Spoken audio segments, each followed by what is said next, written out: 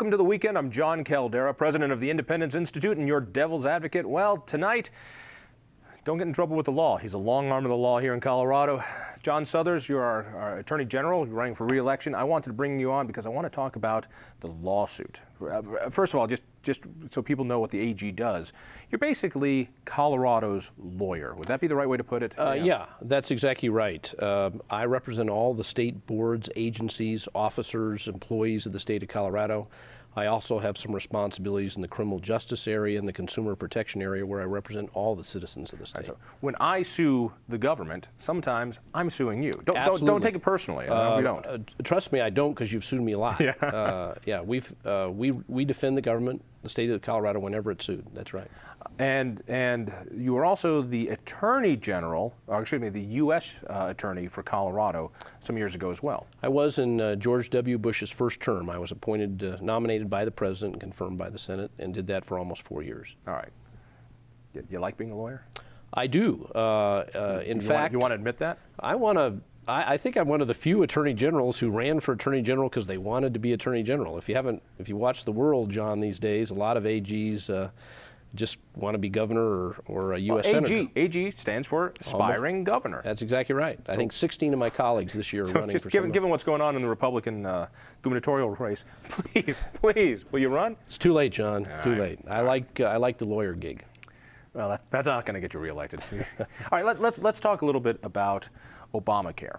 And you were one of the first attorneys general that stepped up and said, this is a violation. So why don't we explain a little bit of Obamacare, and this also weighs in with the initiative that I'm trying to get on the ballot this fall, which would opt Colorado out at least of that mandate. Why did you take such a big issue with this? And then let's get into the details.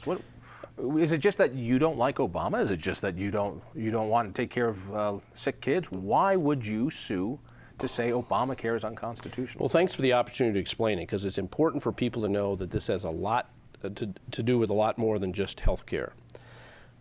It's not my job as the Attorney General to weigh in on health care issues generally. I have no expertise in it. That's just not what the Attorney General does. It is my job on behalf of the state and its citizens to protect federalism, and I'll elaborate on that in a moment, and individual rights of Colorado citizens. What is federalism? Go back to our high school civics class.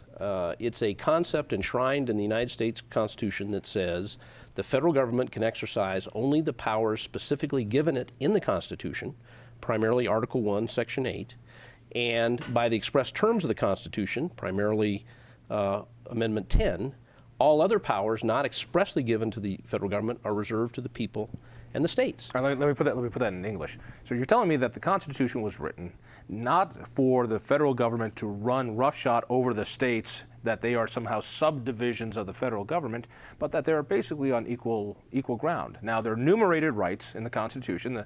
The Congress has a right to raise armies, raise taxes, declare war, have treaties, have post offices, do roads. These are regulate interstate commerce. These are all enumerated, and if it's not in that list, Congress is not supposed to be able to do it. That's correct. Needless to say, there's no health care power in the Constitution. I personally believe our founders are probably spinning in the grave at the notion that the federal government's in the health care business. So what did they base this expansion of federal power, where they're reaching out to you and saying, Jon Caldara, beginning in 2014, you have to buy health insurance or we're going to fine you 2.5% of your adjusted gross income. That's what we're talking about. And they're hiring 16,000 IRS agents to enforce those fines. Unemployment's very high right now. It's good to get some employment going. I understand that. Here's the issue. They're basing it on the commerce power and the taxing power. The commerce power says simply Congress may regulate commerce among the several states.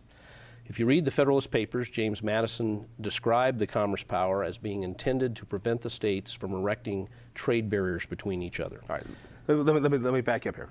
When we listed all those things that Congress is empowered to do, raise armies, raise taxes, do treaties, declare war, regulate interstate commerce, the Obama folks say this is part of interstate commerce. And so if I'm going to make something here in Colorado and sell it in Nebraska, that if Nebraska says, oh, no, you're not, we're going to put up a barrier because we don't want Colorado products, it's the federal government that has the final say in whether I can do that, right? Right. They can regulate economic activity that impacts interstate commerce. It's been broadly construed, but here's the point, John.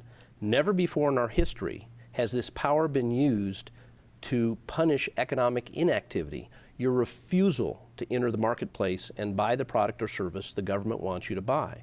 Historically, the government has always tried to coerce your economic behavior by positive incentive. If you buy a home, we'll give you a mortgage deduction.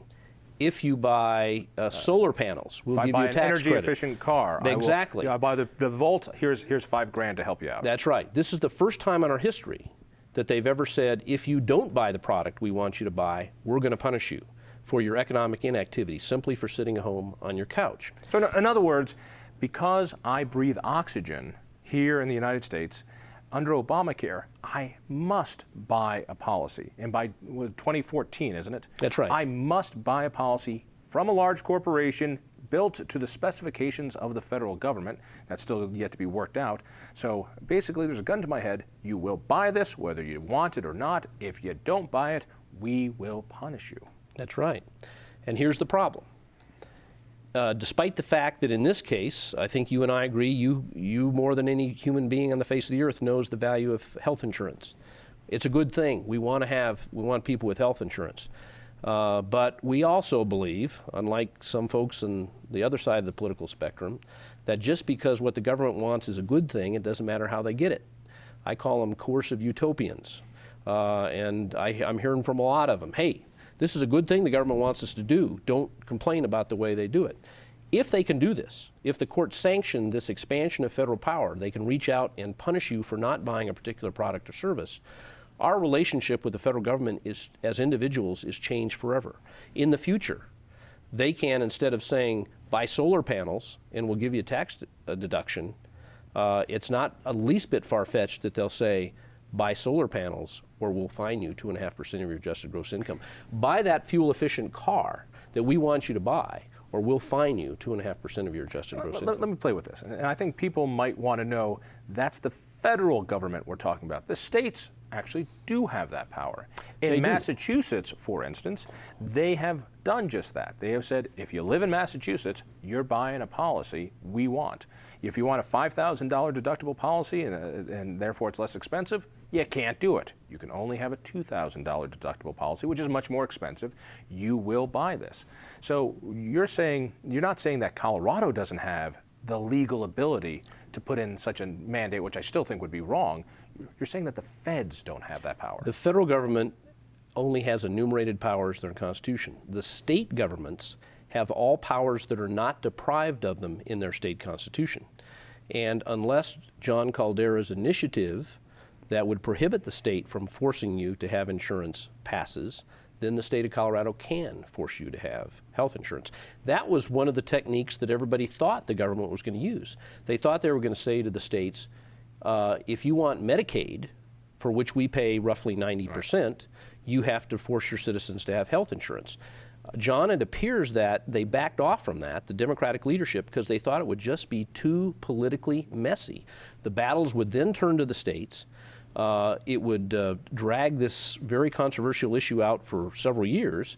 And ultimately, I think the Democratic leadership felt that some of the states would say, we don't care what the incentive is. We're not going to do it. And as you know, a couple of states, including Virginia, had already passed something saying you can't force state citizens to do it.